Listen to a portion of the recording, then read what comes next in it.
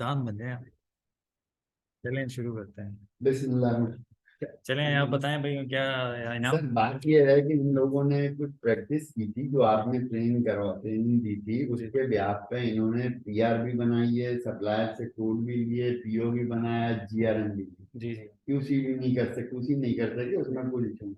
अब through out staff से जो जो इशू आ रहे हैं वो एसएम भाई को बताना शुरू करो और कॉपी पे नोट करते रहो कि ये इशू हमने आज हमें जो प्रॉब्लम थी हमने डिस्कस की है, ताकि वो सारे पॉइंट उसमें आ जाए।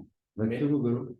हाँ सबसे शुरू। पहला हमारा इशू जो हम सप्लायर कोटेशन के वक्त देख रहे थे, तो उस वक्त ये आया कि लास्ट रेट देना। लास्ट रेट हमें वो चाहिए जो हमने परचेज की हुई, जिसपे हाँ बिल्कुल। ना कि ट्रांजैक्शन कोई पास की हो के कोटेशन डाल दी। सही है। तो अब जब ये न्यू आइटम था, हमने इसको पहले कभी परचेज नहीं किया, तो फर्स्ट सप्लायर की कोटेशन और उसकी लास्ट रेट जीरो है, ठीक है, क्योंकि परचेज नहीं किया। लेकिन जब हम उसी सेम आइटम की सेम पीआर पे अगर हम सेकंड कोटेशन ले रहे हैं, तो वो हमें फर्स्ट पे वो सप्लायर की ही कोटेशन दिखा जो हमने फर्स्ट सप्लायर की ली। सही।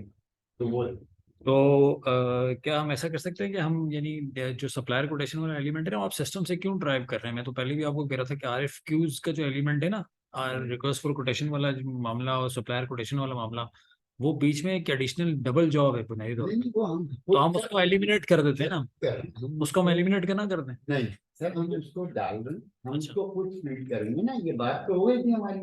बस अब आप ये कर दें, हमें फीडिंग में प्रॉब्लम नहीं आ रही, आप ये कर दें कि जब हम दूसरी कोटेशन बनाएं, हाँ फर्स्ट टाइम नहीं सेकंड टाइम बनाएं, तो उस आइटम के सही रेट उठ के आ जाए वहां पे कि लास्ट परचेज क्या थी। सही रेट। हाँ, क्योंकि वो नहीं आ रहे ना अभी इसमें एक सेकंड टाइम सही रेट तो देखें अभी परचेज सब। प्राइस आ रहा है, लास्ट जिस परचेज पे मैंने प्राइस। जीआरएम की हुई नहीं वो लेकिन अभी अभी इस केस में तो आपने फॉर द फर्स्ट टाइम वो आइटम परचेज करने जा रहे नहीं, हैं। ये सेकंड टाइम। सेकंड टाइम है ये। ये ये फर्स्ट टाइम ये, लेकिन हाँ इसमें मुझे लास्ट रेट तो जीरो ही दिखाना चाहिए, ये हाँ। मुझे वो रेट दिखा रहा है जो जो मैंने अभी मैंने पीछे सप्लायर कोटेशन कोटेशन के पर डाला। डाले हैं, हाँ जो किसी वो और सप्लायर पर डाले हैं। अच्छा अच्छा। हाँ समझे, ये नहीं for the first time purchase कर रहे हैं, कोटेशन दूसरी बना हाँ है। तो वही मुझे बता रहा लास्ट जीआरएम के रेट उठ रहा है वो, कि जिस रेट पे मैंने जीआरएम की है वो रेट उठ रहा है वो लास्ट पर। वो वही उठाएगा, लेकिन अब जब GRN है ही नहीं, पहली बात तो ये है कि GRN तो जीरो GRN शो नहीं, करे। पीओ GRN नहीं, पीओ के रेट से उठाएगा, जो कि जी परचेज प्राइस या प्राइस लिस्ट रेट होते हैं वो उठाएगा। लेकिन जी अब आपके पर्टिकुलर इस केस में ना, चूंकि कोई GRN और कोई पीओ पहले से मौजूद ही नहीं है, जी तो वो होता ही है कि आप supplier quotation instance for the first time he trigger कर रहे होते हैं। तो ठीक वो पहली कोटेशन पे जीरो ही बनाएगा। सही है। और वो मैंने आपको बताया ना कि रेट आइटम के साथ चलता है, आइटम के साथ चलता है, सप्लायर के साथ नहीं चलता। ठीक। यानी वो सप्लायर कंसंट्रेटेड नहीं है, वो बिल्कुल आइटम कंसंट्रेटेड है। यानी आप आइटम को उसके रेट सप्लायर से नहीं दिखते, आइटम से दिखते हैं। सही। सही है। तो वो इसी वजह से ना वो रेट आइटम को उठा के ला रहा है, रिगार्डलेस के सप्लायर कौन है। वो तो अच्छी बात है, आप लेकिन समझे। वो गलत ला रहा है ना रेट। वो लास्ट में तो फिर गलत ही रहा हाँ, ना। वो सेकंड कोटेशन पे जबकि सप्लायर चेंज हो गया और वो इस रेट पे उसने ना कभी कोट किया, तो वो रेट उठ के नहीं आना चाहिए। यही रेट जीरो उठ के आना चाहिए हाँ कम जीरो से होना कम, या चाहिए। वो उठ के आना चाहिए जो उसका अपना रिस्पेक्टिव रेट है। जो भी है कि जिसका हाँ हमने लास्ट परचेज की भी उसकी अगर नहीं की भी तो जीरो ही है। सही है सही है। चलें हम आगे चलें, इससे आगे आगे क्या मामला है, एक एक एक मैंने नोट कर लिया आपको पॉइंट, मैं इस पे काम करूंगा। जी आप लिख लें बेशक, लिख लें। लगता है कि ये डिस्कस पॉइंट हाँ। पॉइंट है। आपका आप कौन सी आईडी यूज करेंगे? आपको आईडी किससे बना, आपकी बनाई बनाई हुई थी आईडी तो आप? मेरी आईडी पता है, मैंने नाम भाई वाली भी यूज करा। अच्छा चलिए मैं आपको यूजर बना देता हूँ अपने पहले। अपना नाम बताएं। मुझसे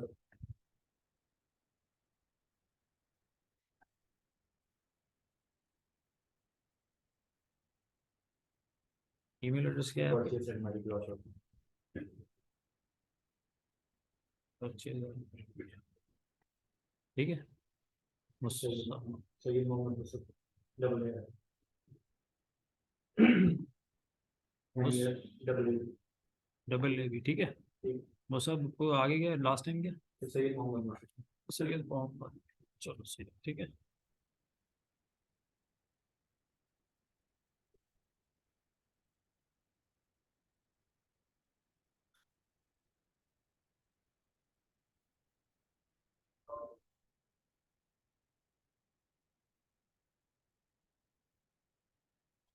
तो ये मैं आपको बना देता हूँ अपना, क्या कहते हैं, यूज़र और पासवर्ड भी मैं आपको बता देता हूँ।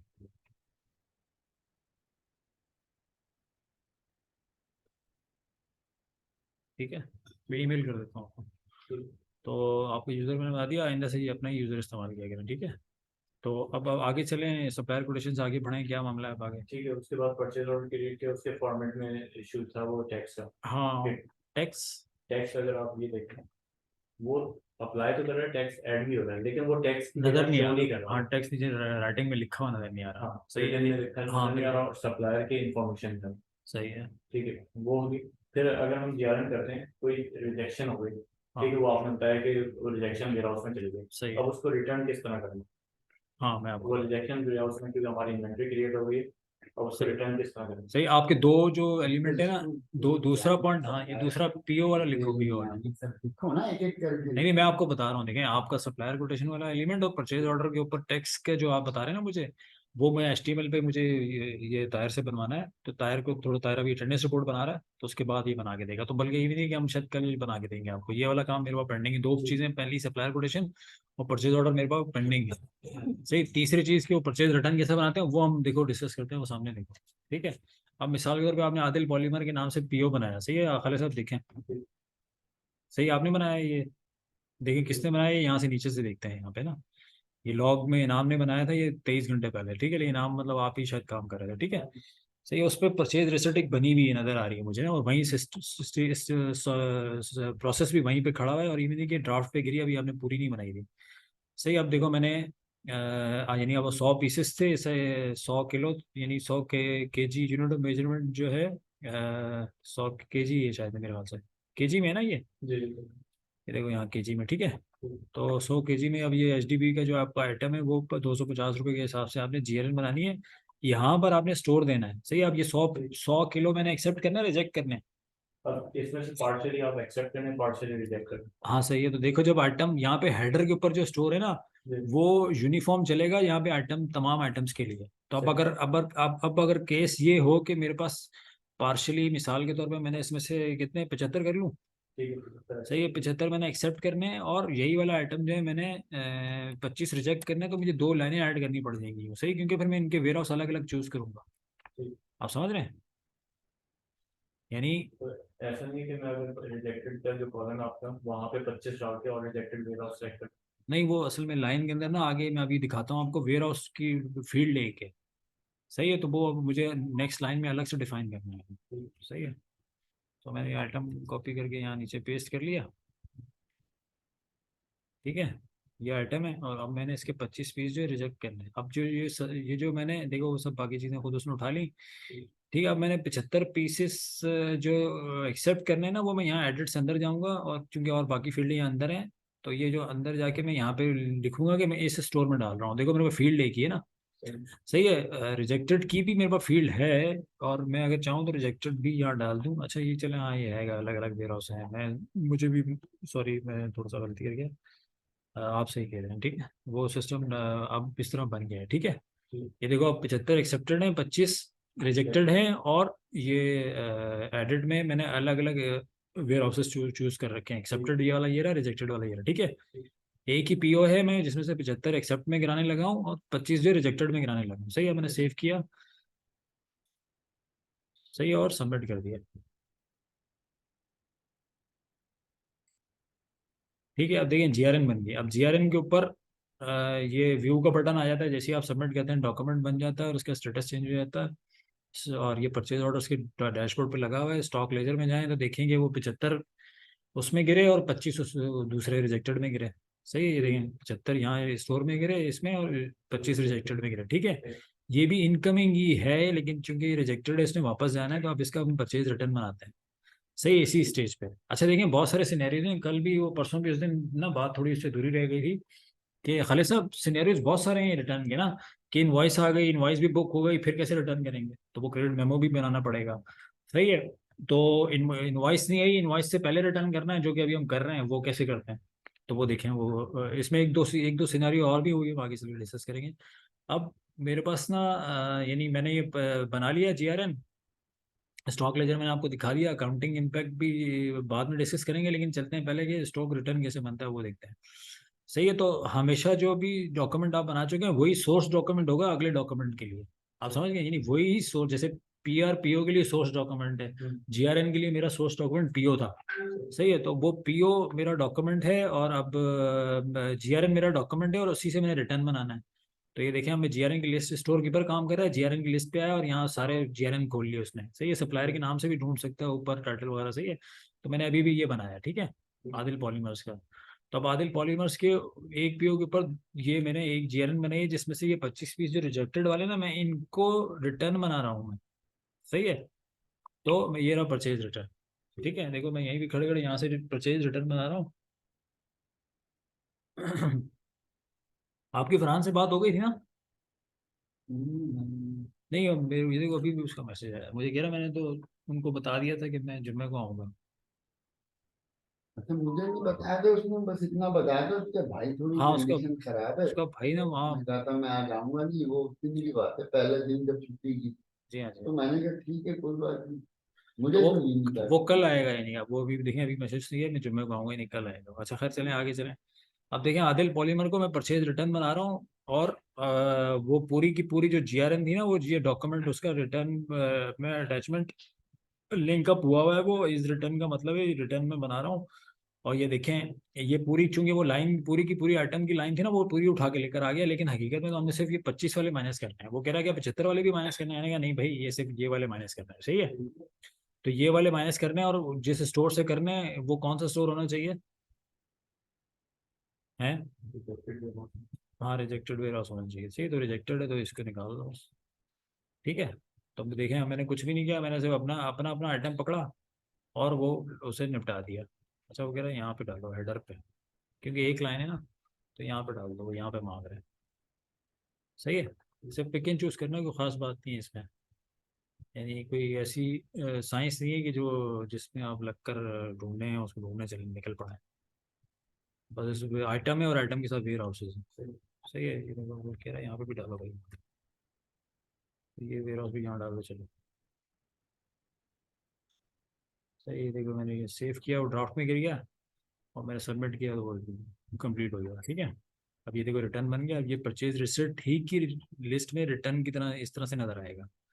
ठीक है, इसका प्रिंट कैसे निकालना है, वो ड्राफ्ट वगैरह कैसे कैसे दिखना चाहिए, उसकी हेडिंग क्या होनी चाहिए, उसका लेटर क्या होना चाहिए, वो आप हमें बताएंगे, हम आपको बना के देंगे, क्योंकि ये कस्टम बनते हैं ना। तो आप हमें बताएंगे ना कि कैसे दिखना चाहिए वो 25 पीस। हाँ, जीएसटी का भी इशू है, डबल डबल जीएसटी। हाँ, वो तो मैं आपको कह रहा हूँ ना कि आप हमें जैसे कहेंगे ना, हम आपको वैसा बना के देंगे। ये देंगे, ये तो हाँ, वो है, क्या कहते हैं, कस्टम, आप जिस तरह कहेंगे ना, हम यहाँ पे वैसा आपको बना के आपसे देंगे। रिक्वेस्ट की ठीक थी, है, आपको आज करनी। आप आपका कोई प्रिंट फॉर्मेट है, इसका कोई फॉर्मेट है आपके पास? अच्छा, तो मुझे ट्रांसमिट जो भी हम डॉक्यूमेंट यूज कर सकते हैं। अरे ये एक कॉपी हमें दे दो ताकि मैं बना के दूंगा आपको करा उसका। मुझे, मेहरबानी। ये अभी ये फॉर्मेट ये तो जीआरएन है, ये और रिटर्न रिटर्न, रिटर्न का नहीं होगा अभी। रिटर्न नहीं तो है। मैं निकाल के देता तो ये एक कॉपी दे दो मुझे यार, ये हूँ। ठीक है, एक कॉपी दे दो, फिर ये मैं बना के दूंगा मैं ना, ताकि फिर बात आगे बढ़े ना। ठीक सही है, देखो अब वो 25 पीस मैंने रिटर्न मार दिए। ठीक। सही है, अब पीओ कहाँ खड़ा है और पीओ के ऊपर स्टेटस क्या नजर आ रहा है जीआरएन वगैरह का, वो देख लेंगे नजर। सही, दोबारा हम बाइंग में गए और बाइंग में हमने पीओ देखा कि पीओ का एग्जैक्टली क्या स्टेटस नजर आता है। सही है, फिल्टर विल्टर हटाओगे सारी और रिकॉर्ड खोल लो ताकि नजर आए। सही, देखो ये पीओ था। तो देखो इस पे ना दो जीआरएन बनी हुई नजर आ रही है। दो जीआरएन इसलिए बनी हुई नजर आ रही है कि एक एक जो है रिटर्न है, देखो एक जीआरएन है और एक रिटर्न है। सही है, अब एक वो माइनस में फिगर भी आ रहा है सब। सही है, अब इसको खोलो तो आइटम में भी, इसके लेजर में भी जाके देखो।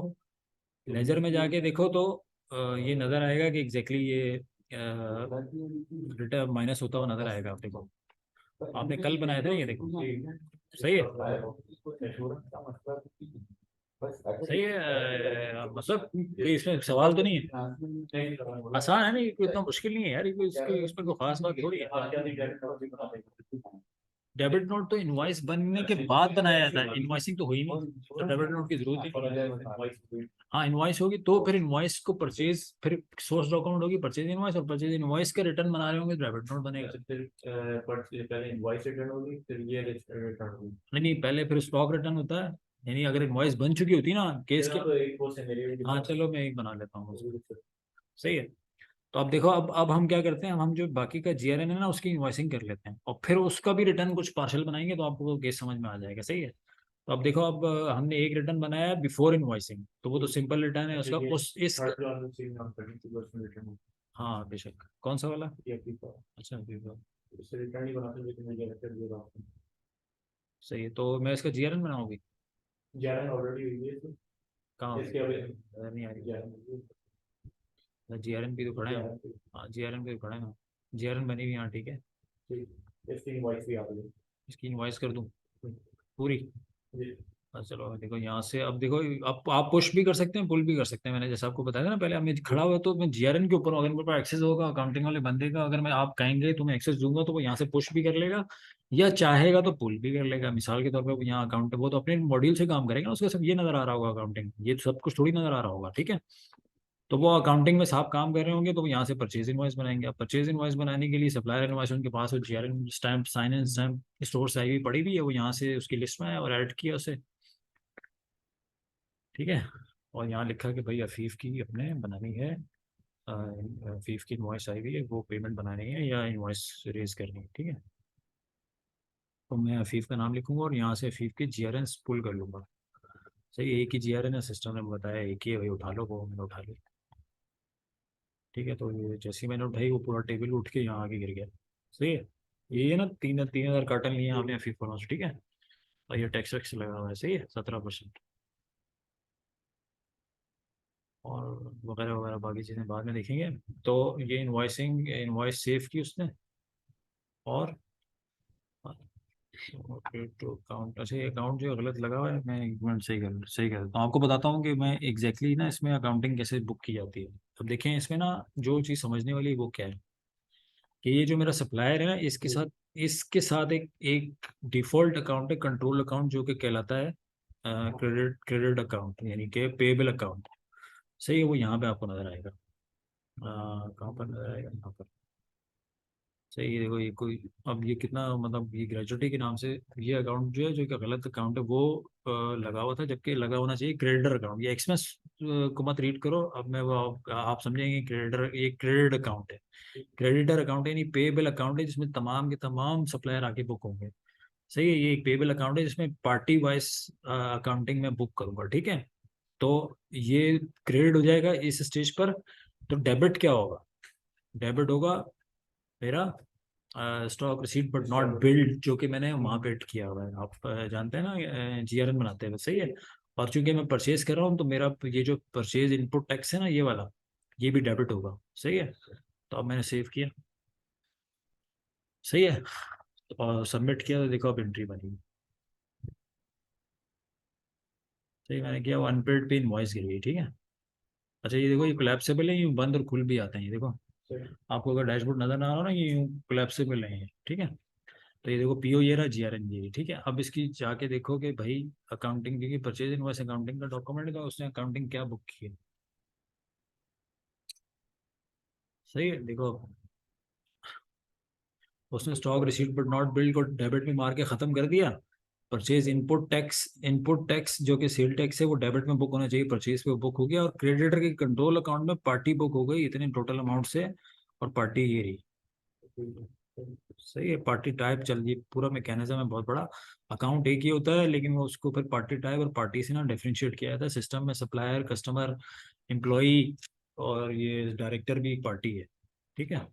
तो ये देखो ऐसे कि ये बिल्कुल सही करेक्ट एंट्री बन गई है आपकी, पेबल रिकॉर्ड हो गया। अब अगर आपको मिसाल के तौर पे इस क्रेडिटर अकाउंट में अफीफ का लेजर दिखाऊं तो वो इस तरह से दिखेगा। ये कंट्रोल अकाउंट है, इस कंट्रोल अकाउंट का जो मैं जनरल लेजर खोलता हूँ तो वो इस तरह से दिखता है। तो ये अब मैंने ये इस एक्सपेंस अकाउंट में अफीफ, ये देखें, आप चाहें तो यहाँ पे, यानी मैं यहाँ पे भी लिख सकता हूँ, कॉलम के ऊपर पार्टी का नाम भी लिखूँ तो यानी सिर्फ अफीफ का पूरा रिकॉर्ड आ जाएगा। देखिए मैंने इस तरह लिखा नहीं, तो पूरे अफीफ का रिकॉर्ड आ गया कि वो 484 के नाम से पेबल बुक हुआ है क्रेडिटर अकाउंट में, ठीक है। इस अकाउंट में ये कॉलम थोड़े असल में बड़े बड़े कर लें, डेट वेट तक आपको सही से नजर आए। सही, कॉलम ड्रैग एंड ड्रॉप भी कर सकते हैं, ठीक है। तो मैंने ठीक है। अब हमारी रिलेशन कोई सामने आ गई जो कि हाँ, उस वक्त अब वो, एक्टिव से नहीं हाँ कर रही। बिल्कुल, यानी अब केस बन गया। अब जबकि इनवॉइस बन चुकी है और अब वो कहे कि यार इसमें से तो कुछ चीज़ें अब रिटर्न करनी है, वो रिटर्न हम बनाते हैं, ठीक है। तो ये GL है, चलो अब आपका ये मेरे ख्याल से कंसर्न नहीं है, तो अकाउंटिंग वाले देखेंगे। तो अब क्या केस है भाई, क्या रिटर्न करना है? अब यही कार्टन में कुछ क्वांटिटी हमें रिटर्न करनी है, रिजेक्शन आ गई। 50 कार्टन रिटर्न करनी है भाई। आप हाँ कराओ ना सुन भाई, जब आएगा मजा। लायक पूरी जमा। हाँ, ये देखें आप, अच्छा देखें, अब दो तरह का एलिमेंट है, समझने की जरूरत है कि यानी आप क्या कर रही आप अगर मैं एग्जैक्टली जीआरएन को, यानी चूंकि स्टोर कीपर काम करता है ना जीआरएन के साथ, तो स्टोर कीपर जीआरएन ढूंढेगा कि जिस जीआरएन को सोर्स बना के रिटर्न बनाना है उसमें, सही है। तो मैं सोर्स बना के अफीफ पे अफीफ से मैं ढूंढूं, तो सॉरी मैं यहाँ से टाइटल में, सही है, वो यूज से सप्लायर का नाम लिखेगा तो उसको मिल जाएगा। सही है, अब आपने देखा वो उसका स्टेटस क्या आ गया कंप्लीटेड पे ना, सही है। अच्छा, अभी पेमेंट नहीं हुई है और पेमेंट का स्टेटस का ताल्लुक इनवॉइस का है, और इनवॉइस अनपेड पे खड़ी हुई है, यानी पेमेंट का ताल्लुक इनवॉइस से, लेकिन पूरा जो बाइंग साइकिल था ना कि पीआर बनी, पी सप्लायर कोटेशन बनी, पीओ बना, जीआरएन बनी, और जीआरएन के बाद जैसी इनवॉइसिंग हुई पूरा बाइंग साइकिल हो गया पूरा। अब पेमेंट वेमेंट है वो अकाउंटिंग के लोग, और वो परचेज इनवॉइस सोर्स डॉक्यूमेंट है वो उसका स्टेटस अनपेड है, वो आगे अकाउंटिंग वाले देखते रहेंगे। लेकिन बाइंग साइकिल पूरा हो गया तो इसलिए स्टेटस कंप्लीटेड हो गया, सही, यानी 100% चीज रिक्वेस्ट हुई, पीओ पे गई, पीओ से जीआरएन पे आके इनवॉइसिंग होकर खत्म हो गया, तो स्टेटस पूरा, यानी कि परचेज इनवॉइस पे परचेजिंग साइकिल पूरा हो गया, ठीक है। अब अगर मैं, चूंकि मेरी इनवॉइसिंग हो चुकी है और मैं जीआरएन पे आके खड़ा हूँ और ये डैशबोर्ड पे देखूँ, तो ये देखें इसकी ना परचेज इनवॉइस बनी हुई है और डॉक्यूमेंट वहीं परचेज इनवॉइस पे खड़ा हुआ है, ठीक है। और अब अगर मैं यहाँ से सिस्टम से कहूँ कि यार मेरे मुझे तो रिटर्न बनाना है, तो देखिए मैं जीआरएन से रिटर्न बना रहा हूँ, सही है।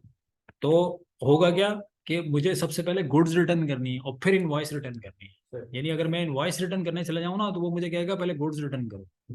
ये देखो, चलो मैं जाके दिखाता हूँ, सही है, देखो अब इसने मुझे फौरन जीआरएन रिटर्न बनाने दे दिया और फॉर्म खोल के दे दिया। अब मैं इनवॉइस पे जाता हूँ,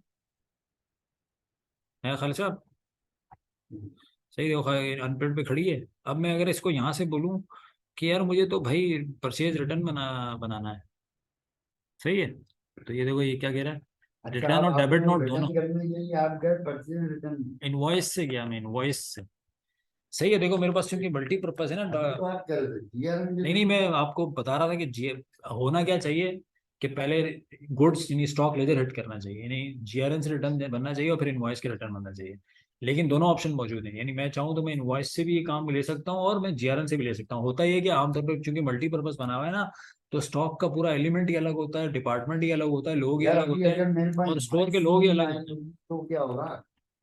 आज माल आया, कल मैंने रिवर्स कर दिया, इनवॉइस तो बाद में आएगा। हाँ तो अच्छा चलो, अभी तो इनवॉइस आई हुई है, पहले तो ये बताएं, हाँ आप इनवॉइस के थ्रू हाँ, मैं आपने बता रहा हूँ कहाँ दोनों, बढ़ाए? मैं बता रहा हूँ दोनों तरह से रिटर्न बन सकता है कि इनवॉइस से। एक एक टर्न से पहले बताएं ना, पहले आप किसके थ्रू बता रहे अच्छा चलिए मैं आपको पहले बताता हूँ जीआरएन के थ्रू, कि मैंने जीआरएन हैं? लाई। सीधे बता रहे थे, खुला हुआ है तो ओहो, जल्दी। कोई मसला नहीं, देखे ना, यानी मैं जीआरएन पे गया और जीआरएन से रिटर्न बना रहा हूँ, अभी मैंने जीआरएन से आके इनवॉइस भी बुक की हुई है, ठीक है। तो मैं आपको बता रहा हूँ कि जीआरएन पे मैंने इनवॉइस भी बुक की हुई है, ये देखिए इनवॉइस ये रही। अब मैं जीआरएन के ऊपर खड़ा होकर मैं रिटर्न बना रहा हूँ, सही है, यानी स्टोर कीपर काम कर रहा है और उससे आपने कहा कि यार रिटर्न बना दो इसका, तो वो उसने रिटर्न बना दिया। अब कितनी क्वांटिटी वापस करो, 2000 पूरे करने हैं या चाहिए माइनस में लिखना है ये? ऑलरेडी रिजेक्टेड दे रहा हूँ। रिजेक्टेड में गिराया हुआ था क्या हमने? हाँ वो केवल तो सर रिटर्न हमसे बनाएंगे तो अच्छा चलो, रिजेक्टेड से ही वापस कर देते हैं ना, ठीक है। ठीक है। तो अब आधार रिजेक्टेड से मैंने वापस करना है, ठीक है, 138 रुपये के हिसाब से, सही है। तो आप जीआरएन पे खड़े हैं इस वक्त, सही है, और जीआरएन से रिटर्न बना रहे हैं, ठीक। सही है, मैंने सेव किया और सबमिट कर दिया, सही है। देखो अब ये मैंने जीआरएन से रिटर्न बनाया। अब अगर मैं यहाँ जाके आपको लिस्ट में दिखाऊं तो ये रिटर्न बन गया अफीफ का ना, अगर मैं अफीफ लिखूँ यहाँ पे तो आपको नजर आएगा सप्लायर, सही है। एक मिनट, स्टेटस यहाँ पे एक और फिल्टर लगा हुआ है, मैं हटा देता हूँ, सही है। देखो एक जीआरएन बनाई और एक रिटर्न बना दिया मैं, ठीक है, यानी ये पता नहीं 2000 पीस थे और ये 1000 पीस है, ठीक है। अब 1000 पीस का जो रिटर्न बनाया हमने, इसको चूंकि हम ऑलरेडी इन्वॉइस कर चुके हैं, सही है, तो इस इन्वॉइस के ऊपर क्रेडिट नोट भी बनाना पड़ेगा। आप समझ रहे हैं, मैं जीआरएन ऑलरेडी जीआरएन रिटर्न बना चुका हूँ, सही है। तो अब मैं जाता हूँ इन्वॉइस के ऊपर और इन्वॉइस पे से भी मुझे डेबिट नोट बनाना पड़ेगा, तो वो मैं देखता हूँ, वो उठाता हूँ, तो देखें सिस्टम क्या करता है कि जबकि मैं ये काम ना इन्वॉइस के ऊपर रहते हुए भी कर सकता हूँ, वो भी मैं आपको बताता हूँ। ये देखें ये इन्वॉइस है मेरी, इस इनवॉइस पे खड़े होकर मैं दोनों काम ये कर सकता था, मेरे पास ये ऑप्शन मौजूद है, लेकिन ये ऑप्शन उस सूरत में होता है कि जब स्टोर कीपर और अकाउंटिंग का बंदा एक ही हो। आपके केस में एक बंदा नहीं है, आपके केस में दो अलग अलग लोगों ने ये जॉब परफॉर्म करनी है, तो स्टोर कीपर अलग रिटर्न बनाएगा और उसके ऊपर डेबिट नोट एक अलग बंदा बनाएगा, सही है। लेकिन फिर भी ये परचेज इनवॉइस के ऊपर काम करते हुए ना, ये काम दोनों दोनों चीजें मैं आपको बताता हूँ। देखिए मैं परचेज इनवॉइस पे खड़ा हूँ और मुझे बताना बनाना है रिटर्न, सही है, यानी रिटर्न यानी डेबिट नोट, इनवॉइस का रिटर्न, स्टॉक का रिटर्न तो हम ऑलरेडी बना चुके हैं। सही है, तो अब ये देखें क्या होगा कि ये सॉरी मैं सही मैं इनवॉइस पे खड़ा हूँ। तो नहीं, एक मिनट रुकिए, मैं आपको गलत गया है, मैं आपको यहाँ से दिखाऊँ। स्टॉक में गए हम, और परचेज रिटर्न से यहाँ इस ये मेरा सोर्स डॉक्यूमेंट बन जाएगा ना। अब मैं सोर्स डॉक्यूमेंट पे खड़ा होकर आगे इसको पुश करूंगा इनवॉइसिंग के लिए। सही है, तो ये इस रिटर्न को लेकर क्या बनाएगा, डेबिट नोट। सही है, आपने देखा। सही, अब ये वो जितना जितने का रिटर्न है उतने का सब चीज़ें ऑटोमेटिकली ऑटो पॉपुलेट होंगी, हमें कुछ भी टाइप करनी, कुछ बताने की जरूरत नहीं है, उसको सब पता है कि 1000 रुपये का हिसाब है, 1000 का का हिसाब है। ठीक है, तो अब ये यानी पहले हमने रिटर्न बनाया और उसके फौरन ही बाद मैंने उसका डेबिट नोट बना दिया। सही है, ये कह रहा है इसकी अकाउंटिंग सही कर लो, जहाँ बुक किया था वहीं पे बना लो, क्योंकि डिफॉल्ट नहीं है अकाउंटिंग कंपनी में सेट नहीं हुआ, वो कंपनी मास्टर में मैं आपको सेट करके दूंगा, तो आप फिर वो ये आपको बार बार नहीं करना पड़ेगा। ठीक है, हाँ मैं लेजर, नहीं लेजर सही है, मसला नहीं लेजर में।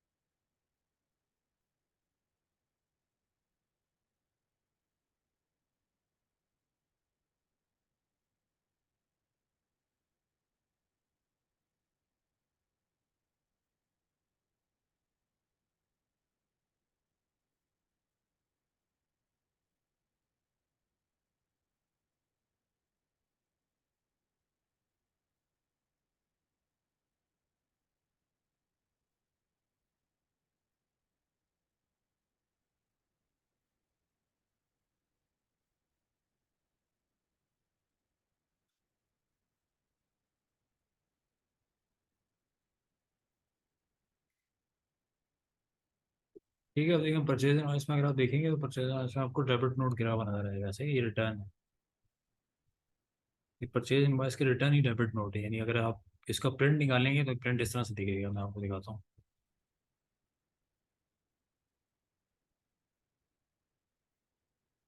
यानी ये यहाँ ये निकालने से पहले यहाँ पे हेडिंग जो है आपकी मर्जी के ऊपर होती है, क्योंकि बुनियादी तौर पे एक ही डॉक्यूमेंट है जो कि मल्टीपर्पज सर्व करता है, तो यहाँ पे हेडिंग जो है ना, प्रिंटिंग हेडिंग, वो आपको चूज करनी पड़ती है। ये देखें प्रिंटिंग सेटिंग में प्रिंटिंग हेडिंग आप चूज करेंगे डेबिट नोट। सही है, और फिर इसको अपडेट करके प्रिंट दिखेंगे तो आपको ये डेबिट नोट की सूरत में सही रिफ्लेक्शन नजर आएगी। ठीक है,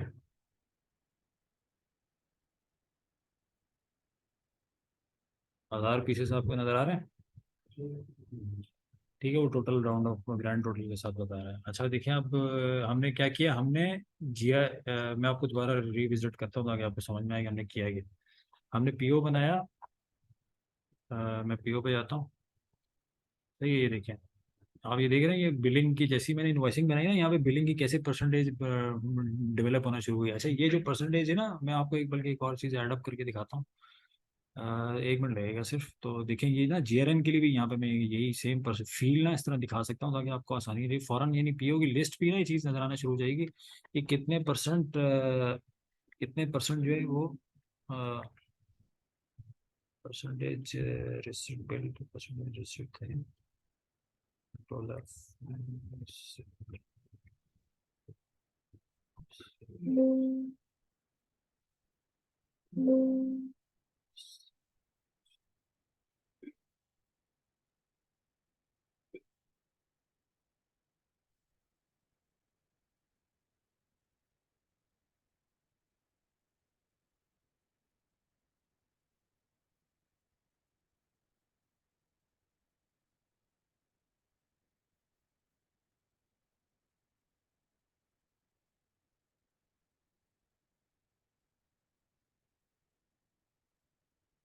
ये सही, इसको मैंने यहाँ पे क्लिक किया लिस्ट व्यू में, और लिस्ट व्यू से मुझे अब कुछ और यानी कि रिमूव करना पड़ेगा, तब ये नज़र आएगा आपको, क्योंकि लिस्ट व्यू में जगह नहीं है। तो मतलब ये जिस तरह आपको ये नज़र आ रहा था ना स्टॉक के मॉड्यूल में,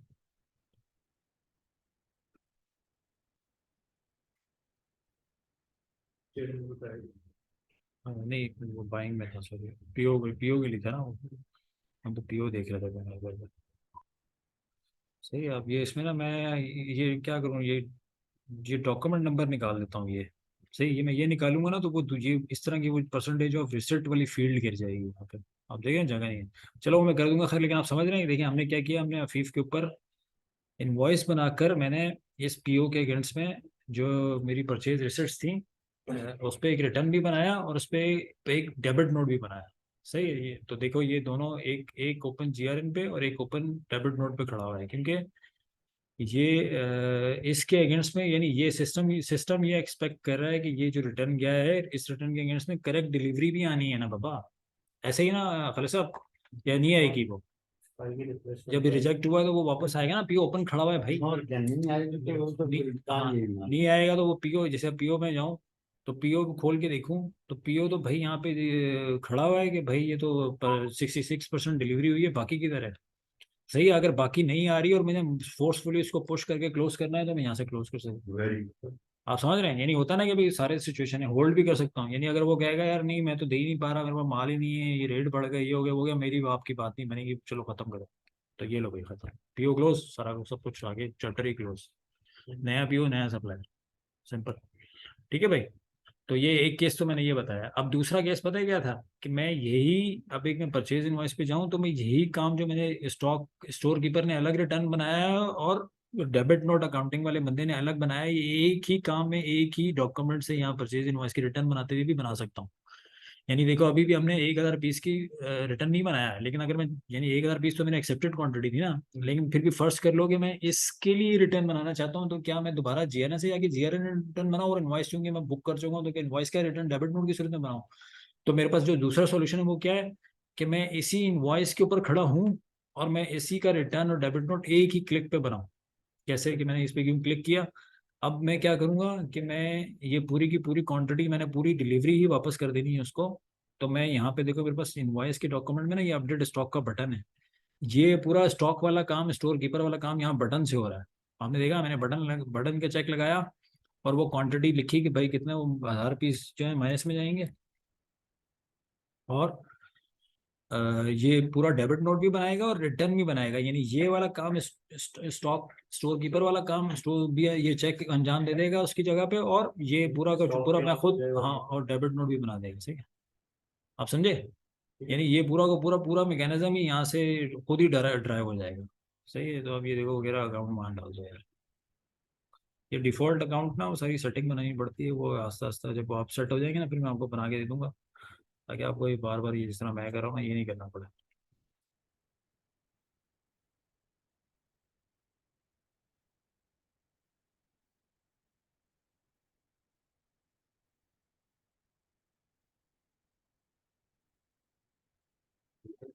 चार्टर अकाउंट भी डला हुआ है अभी तक, सही मायने में जो सही डला है क्यों। हाँ वो सही चीज हो गई थी हमसे ना, वो यानी शुरू में आसान भी काम है ना, वो अकाउंटिंग का सिंपल डेबिट कर डाला और खत्म किया।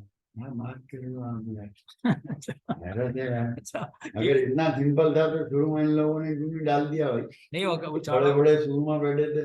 चार्ट अकाउंट तो आपने प्रोड्यूस करना वो था तो हमें। अभी हमने किया एंड में, जो हमने कहा अच्छा भैया हम कर लें। नहीं नहीं, वो तो आपने प्रोड्यूस करना था ना, हमने थोड़ी करना था। आप बात नहीं समझे यार। भाई क्या कहना चाह रहे हैं आप बताएं, क्या कहना चाह रहे हैं आप। प्रोड्यूस तो मैं नहीं करना था, तो लेकिन शुरू में तो सभी अपनी चला रहे थे ना।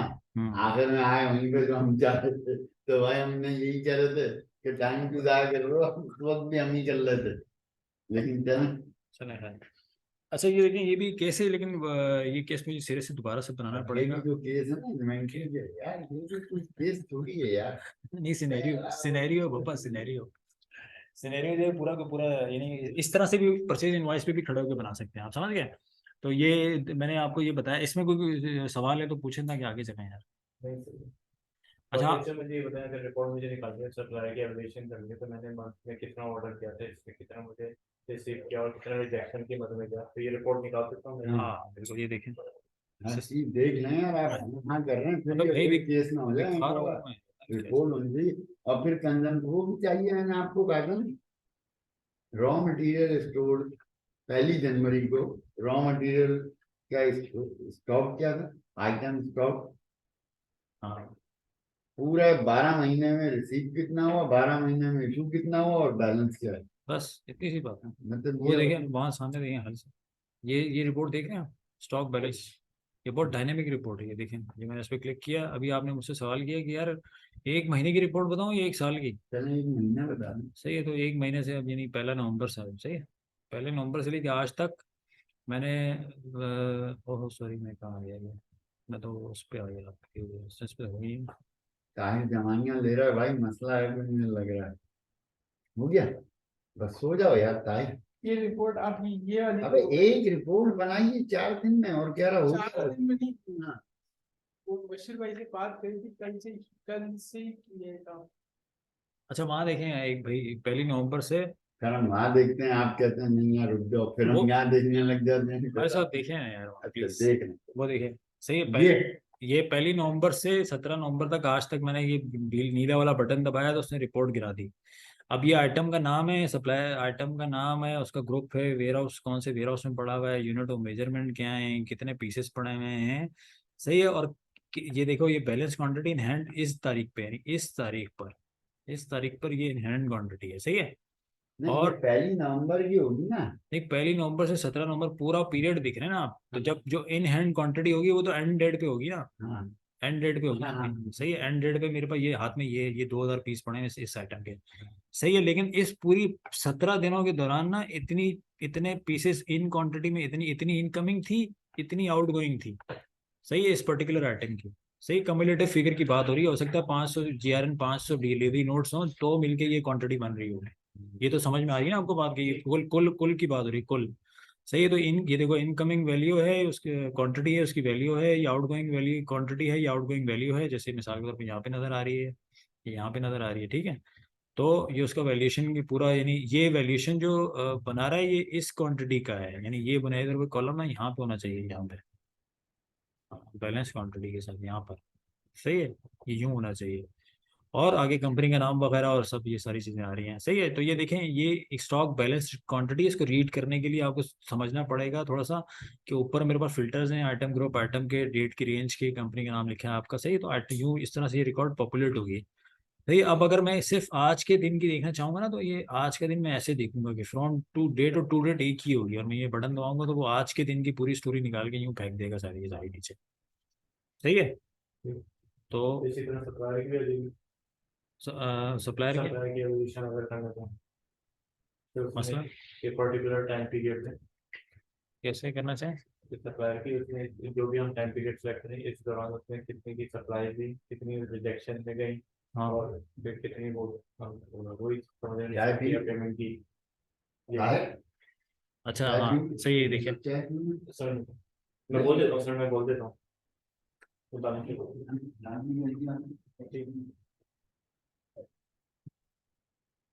सही है। अच्छा देखिए, अब आप जो सवाल है ना आपका, वो बुनियादी तौर पे एक परचेज रिसिप्ट की रिपोर्ट है कि वो एग्जैक्टली कि rejected quantity, rejected warehouse में कितनी गिरी। हाँ, इतनी ऑर्डर्स निकले पीओ बेस। सही, और उस पीओ के अगेंस्ट में कितनी डिलीवरी आई, और कितनी डिलीवरी जो है रिजेक्टेड में गिरी, और कितनी जो है वो एक्सेप्टेड में गिरी। सही, अभी देखो, सही, मेरी कंपनी का नाम आ रहा है, सप्लायर का नाम आ रहा है, कंपनी का नाम बढ़ा देता हूँ, डेट है, फिर रिजेक्ट कौन से वेयर हाउस में गिर रहा है, और रिजेक्टेड वेयर हाउस में गिर रहा है, कॉलम।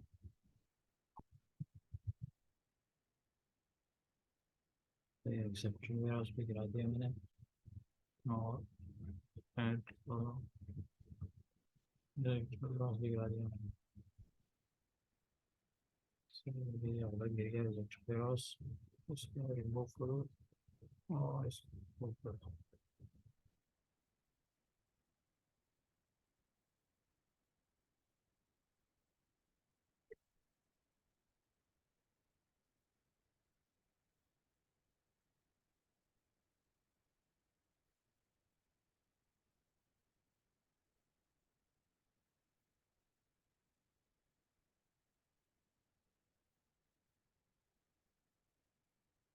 हो गया बड़ी है सीरियस। बढ़िया, गुड जॉब। बुलाओ उनको, क्या नाम है इनका, अदनान को बुलाओ। ये खत्म हुआ तो फिर एक साथ देगी, फिर मुझे इसकी अगर अटेंडेंस का वो देख लेना कि यार ये जो आ रहा है ना एब्सेंट पार्ट। अच्छा देखो, मतलब स्टॉक की ना बहुत सारी रिपोर्टें हैं। अब अगर तुम जैसे तुम कह रहे हो कि भाई कौन से सप्लायर की एक्सेप्टेड स्टोरी है, कौन से रिजेक्टेड है, तो देखो ये रहा परचेज रिसिट की ट्रेंड की रिपोर्ट। सही, अब देखो ये रिपोर्ट है, इसमें रिपोर्ट में ना तुम यानी तुम मंथली क्वार्टरली सब चीज़ें देख सकते हो, पोस्टिंग डेट से भी देख सकते हो, बिलिंग से भी देख सकते हो, आइटम और आइटम ग्रुप सप्लायर सबके लिए देख सकते हो। ठीक है, मिसाल के तौर पे अफीफ के लिए मैंने, चूंकि यहाँ इस नवंबर में ही काम किया ना, देखो फिगर्स नवंबर में ही आ रहे हैं, नवंबर में कितनी क्वांटिटी आ रही है, उसका अमाउंट क्या आ रहा है। सही है, लेकिन मुझे तो डॉक्यूमेंट वाइज देखना है, तो मैं एक मिनट इसमें ना कॉलम ऐड कर सकता हूँ इसमें, यहाँ से देखो, यहाँ से मैं इसमें कॉलम ऐड भी कर सकता हूँ। तो मैं अगर यहाँ पे लिखूँगी कौन से डॉक्यूमेंट से ऐड करना है, वो डॉक्यूमेंट तो मेरे पास ये इस रिपोर्ट, यानी एक रिपोर्ट तो ये है, यानी ये समझ में आ रही है कुछ रिपोर्ट। वो तो उसके टोटल उसको बता दो। हाँ, ये ना इस पूरे पीरियड का अच्छा नहीं, मंथली टोटल आ रहा है। सप्लायर की एवोल्यूशन करनी है कि मुझे सप्लायर चेक करने कि मैं किस सप्लायर को ऑर्डर दूँ। अच्छा, तो मैं उसकी एवोल्यूशन देखता हूँ कि उस सप्लायर की डिलीवरी क्या है, कि मैंने अगर जैसे 1 नवंबर को ऑर्डर दिए है, तो उसने 1 से 10 तक मेरे कितने ऑर्डर फुलफिल कर दिए, एक परसेंटेज में देख लें कि कितने परसेंट ऑर्डर फुलफिल किए। फिर 11 से 20 तक कितने परसेंट फुलफिल किए, और 21 से 30 तक कितने परसेंट फुलफिल किए। जिसका मेरे पास 1 से 10 तक आया, यानी और जो इसका बड़ी परसेंटेज 1 से 10 तक है, यानी वो मेरा अच्छा सप्लायर है कि मैं उसको ऑर्डर करना चाहिए। सही है। कि इस तरह मैं सप्लायर की एवोल्यूशन करता हूँ, तो ये मुझे चाहिए कि मैं कौन सा सप्लायर सेलेक्ट करूँ कि मैं अगर एक टाइम पीरियड दूँ कि हाँ इस मंथ की मुझे चाहिए उसकी एवोल्यूशन। सही है, ये देखो ये आइटम वाइज परचेज हिस्ट्री की रिपोर्ट है मेरे पास। एक दो दो तीन तरह की रिपोर्ट है। पहली रिपोर्ट ये है, देखो इसमें सप्लायर का नाम भी आ रहा है। सही है, इसमें सप्लायर का नाम भी आ रहा है। मिसाल के तौर पे फॉर एग्जांपल एक सप्लायर का नाम बताओ, जैसे मासूम था ना हमारे पास, है ये सप्लायर इस तरफ आ रहा है। सही है, उसके सारे परचेज ऑर्डर आ रहे हैं और सारी टोटल स्टोरी आ रही है। देखो मासूम ये रहा। अब मैं यहाँ ऊपर सिर्फ लिखूंगा मासूम, तो मासूम को भाई मैंने देखो 3 PO अवार्ड किए हैं। सही है, अब 3 PO अवार्ड किए, उस 3 PO में से ये आइटम था, ये रेट था, ये क्वांटिटी थी। सही है, उसके अगेंस्ट में देखो उसने इसके अगेंस्ट में ये वाली डिलीवरी दे दी, ये दोनों PO पे कोई डिलीवरी नहीं है। सही है, अब अगर इसमें मैं डेट भी ऐड करना चाहूँ तो क्या, एक मिनट चेक करना, जरा चेक करना पड़ेगा, क्या मैं डेट ऐड कर सकता हूँ। हाँ, मैं परचेज ऑर्डर पर डेट भी ऐड कर सकता हूँ, रिक्वायर्ड डेट, परसेंटेज बिलिंग भी ऐड कर सकता हूँ, ये भी अच्छी बात है। चलो ये देखो कहाँ पे गई। सही है, देखो ये PO, ये वाला PO 66% आ चुका है, ये वाला 70% आ चुका है ये। सही, अब सिर्फ चलो मैं एक रिपोर्ट ऐसा करता हूँ, मैं पूरी रिपोर्ट बना के सेव करके दे देता हूँ आपको, ताकि आपको बार बार ये काम ना करना पड़े। सही, आपको परसेंटेज चाहिए रिसिप्ट की GRNs कौन कौन सी आ चुकी हैं, और और सप्लायर की कि और मैंने परसेंटेज कितना ऑफ, परसेंटेज कितना ऑर्डर किया था, उससे कितना फुलफिल कर चुका है। हाँ रिक्वायर्ड डेट के हिसाब से। ठीक है, तो देखो मैं आपको एक रिपोर्ट की कॉलम वॉलम सही करके देता हूँ, तो आपको समझ में आएगा।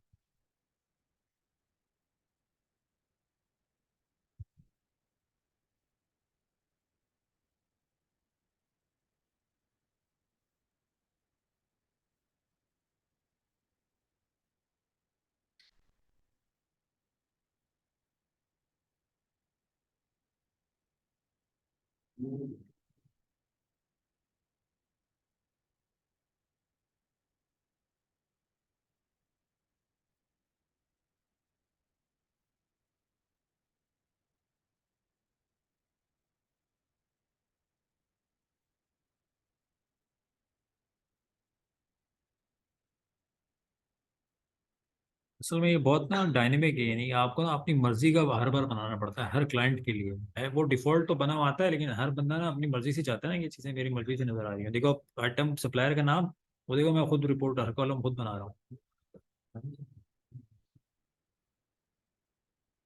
सही है बड़ी, देख रहे हो, ये देखो मैंने सप्लायर का नाम डाला, परचेज ऑर्डर डाला, आइटम का नाम उसके आगे डाला। सही है, और मैंने बताया कि मैंने ऑर्डर कब किया था। एक मिनट को, ये ट्रांजेक्शन डेट का मतलब मैंने PO कब उसको अवॉर्ड किया था। सही है। ट्रांजेक्शन डेट का मतलब है कि मैंने पीओ का पिवॉट किया था और मैं उससे कह रहा था कि ये मुझे इस डेट से पहले चाहिए। समझ में आ रही है? सही है। तो उसने इस पीओ के एंड्स में कितने परसेंट डिलीवरी दे दी और कितने परसेंट बिलिंग हो चुकी है। सही, आइटम का नाम रिपीट हो रहा है तो मैं इसको रिमूव कर देता हूँ। ठीक है, इसको यूनिट ऑफ मेजरमेंट आ गया, ये आइटम के साथ ही ले जाते हैं, यानी ये यूनिट ऑफ मेजरमेंट यहाँ आइटम के साथ होना चाहिए। ठीक है, और ये वाली डेट इसके साथ होनी चाहिए। रेट अमाउंट आइटम ग्रुप, मैंने तो डिस्क्रिप्शन दिया होगा।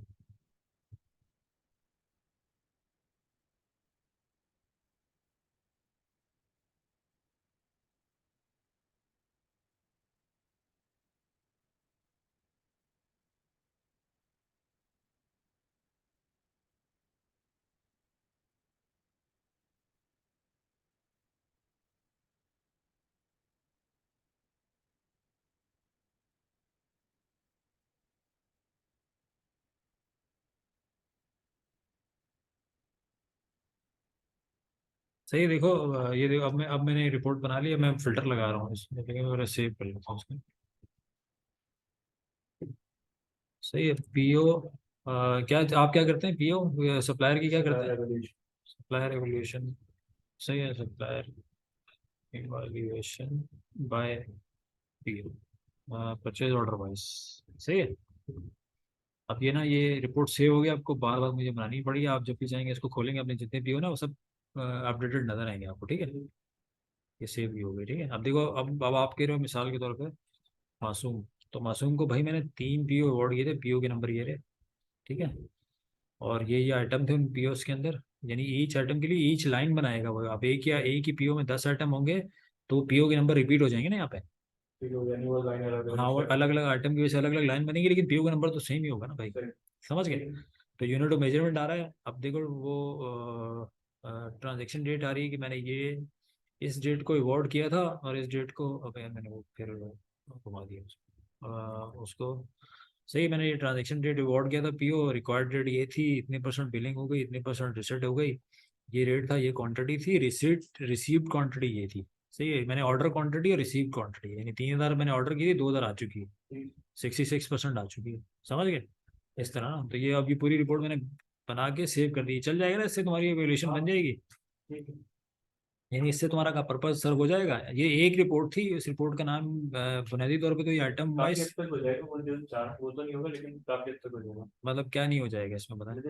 एक मंथ में हर उसके जो टाइम पीरियड होता है ना, जो हाँ 10 डेज का टाइम पीरियड होता है, सही है। तो उसमें चाहिए कि फर्स्ट 10 डेज में अपने की, फिर मिडिल 10 डेज में, फिर टॉप 10 डेज में कितनी परसेंट डिलीवरी थी। अच्छा यानी देखिए, उसका अगर मैंने 1 मिलियन का ऑर्डर किया था उसको, तो सही है, उसमें कितने पीरियड में मुझे फुलफिल करके दे दूंगा, सही। अच्छा देखो, फर्स्ट 10 डेज में या सेकंड 10 हाँ वो सामने वहां पे देखें, तो देखें, एक तो हमने परचेज ऑर्डर बेस या item wise purchase history report की बात की है। में। सही, मेरे पास एक रिपोर्ट है परचेज रजिस्टर, लेकिन वो है परचेज इनवॉइस बेस्ड। सही है। अब हम तो इनवॉइस तो बहुत आखिरी का स्टेप है, हम तो पीओ की बात कर रहे हैं, तो हम तो चूंकि बिल्कुल सोर्स डॉक्यूमेंट के ऊपर खड़े होकर बात कर रहे हैं, तो परचेज ऑर्डर ही हमारा सोर्स डॉक्यूमेंट होगा और हम परचेज ऑर्डर ही को सोर्स बनाएंगे। अच्छा, ये रिपोर्ट जो मैंने कस्टम बनाई है ना, देखो मैं रिफ्रेश करता हूँ, ये रिपोर्ट गिरती है यहाँ, क्योंकि मैंने वो स्टॉक के मॉड्यूल में बनाई है, तो वो यहाँ पे आपको यहाँ पे गिरी हुई नजर आएगी। हाँ भाई मैं सही हूँ। सही है, देखो अब ये यूँ खोलोगे, इस पे क्लिक करोगे तो ये रिपोर्ट ऑटो पॉपुलेट हो जाएगी। सही है। तो अब अगर मैं एक और आपको देखें, मैं एक और चीज़ मैं ऑलरेडी पहले भी बता चुका हूँ, ये बाइंग में अगर आप पीओ बेस अपनी कोई मर्जी की रिपोर्ट बनाना चाहते हैं तो आप रिपोर्ट बिल्डर से खुद भी बना सकते हैं। सही, अब यही रिपोर्ट जो है, अगर आपको डेट की रेंज के हिसाब से चाहिए ना, तो वो देखें वो किस तरह से बनाते हैं कि आप कह रहे हैं कि मुझे वो डेट का रेंज की फिल्टर वो डेट की रेंज के हिसाब से चाहिए, जिसमें मैं फ्रॉम डेट और टू डेट लगाऊं और फिर उससे रिपोर्ट मेरे सामने पॉपुलेट हो।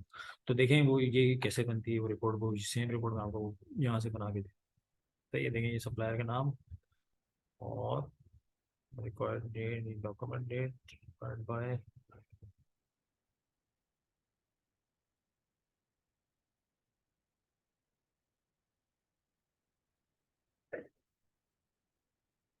सही है। अच्छा, इसमें मुझे सिर्फ आपको रिक्वायर्ड डेट का फिल्टर लगा के देखना। सही है।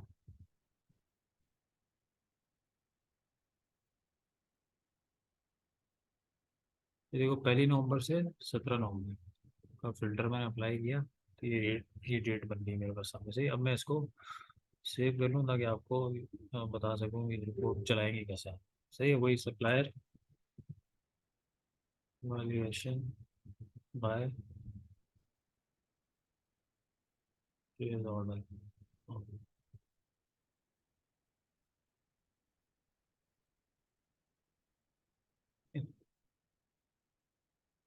ये एक और कस्टम रिपोर्ट बन गई। अब आपने कुछ करना नहीं है, अब बाइंग में आप आएंगे, बाइंग से आपने चुपचाप यहाँ पे उस रिपोर्ट में अगर आप बगैर डेट के फिल्टर के अगर आप देखना चाहें तो वहाँ से देख सकते हैं, और अदरवाइज इस पे आप कस्टम रिपोर्ट पे यहाँ से क्लिक करेंगे।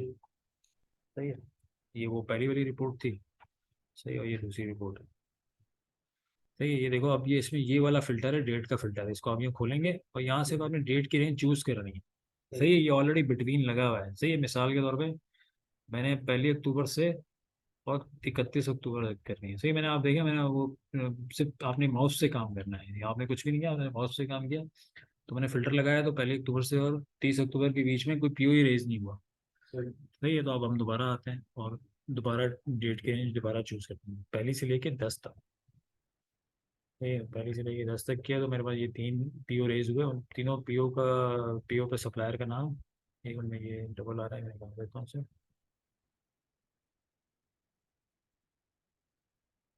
ठीक है, सप्लायर का नाम वो मैंने डॉक्यूमेंट 8 तारीख को बनाया था, 16 तारीख को डिलीवरी देनी थी उसमें, और उसमें टोटल इतना था। उसका स्टेटस ये, उस पीओ के अगेंस्ट में पूरी की पूरी डिलीवरी आ चुकी है, इन दोनों के अगेंस्ट में ये जीरो पे खड़ा हुआ है, और इसकी कोई बिलिंग नहीं हुई। सही है, और करेंसी आ रही है और टोटल ग्रैंड टोटल आ रहा है। इसमें अगर आपको आइटम चाहिए तो मैं आइटम भी डाल देता हूँ। सही है, आगे ताकि आपको आइटम वाइज चीज़ें नजर आए, क्योंकि ये डॉक्यूमेंट वाइज आपको चीज़ नजर आ रही है, इसमें आइटम नजर नहीं आ रहा, इसमें पूरा परचेज ऑर्डर का लमसम बात हो रही है। तो देखो मैंने आइटम यू पुल किया, इसमें वो अपना ये आइटमाइज्ड हो गई है, यानी इसमें आइटम भी गिर गया। 13 आइटम से एक एक, आप तीन पीओ के अंदर एक एक आइटम ही है, इसलिए वो तीनों ही लाइनें बनी हैं। अगर एक ही पीओ के अंदर 10 आइटम होते तो वो लाइनें पीओ नंबर सेम के साथ वो लंबी, हाँ लंबी लाइनें। हाँ मतलब वो समझ रहे हैं। ये मैंने सेव कर दी, तो ये दो तरह की रिपोर्टें मैंने आपको बना के दी हैं, कस्टम रिपोर्टें। तो इससे ना आप अपने इवेल्युएशन बना सकते हैं, आपको ये डेटा नज़र भी आएगा। ये डेटा देखें, यहाँ से पीडीएफ में भी चलाया जाता है, आपको पीडीएफ में भी अगर आपने एक्सपोर्ट करना है तो ये पीडीएफ में चलाएगा। सॉरी, हाँ एक्सेल में चलाया जाएगा। एक मिनट रुकिए, मैं ये प्रिंट करेंगे ना आप तो ये पीडीएफ में चला जाएगा। ये देखें पीडीएफ में ऐसे दिखती है रिपोर्ट। सही समझ में आ रही। देखो अब ये परचेज ऑर्डर नंबर है, आदिल पॉलीमर को मैंने 8 तारीख को ऑर्डर दिया था, कहा था 16 तारीख को डिलीवरी कर देना भाई। तो वो 10 तारीख, सॉरी 10,664 रुपये का पीओ था, जो कि बिलिंग पे खड़ा है, क्योंकि उसकी 100% रिसेट हो चुकी है। देख रहे हो, सही है, बिलिंग बाकी है। तो ये स्टेटस है। अब इसमें आप उसका स्टेटस सप्लायर की वैल्यूएशन इस तरह से इस डॉक्यूमेंट के थ्रू, इस रिपोर्ट के थ्रू करके उसको पीओ अवॉर्ड करना है नहीं करना, उस पर डिसीजन ले सकते हैं। सही, कोई सवाल है तो बताओ यार। सब पे प्रैक्टिस करेंगे तो उस दौरान जो निकला वो आपसे शेयर करेंगे, जो भी प्रॉब्लम है। ये कहाँ चले गए? कल सब नमाज पढ़ लेंगे। अच्छा।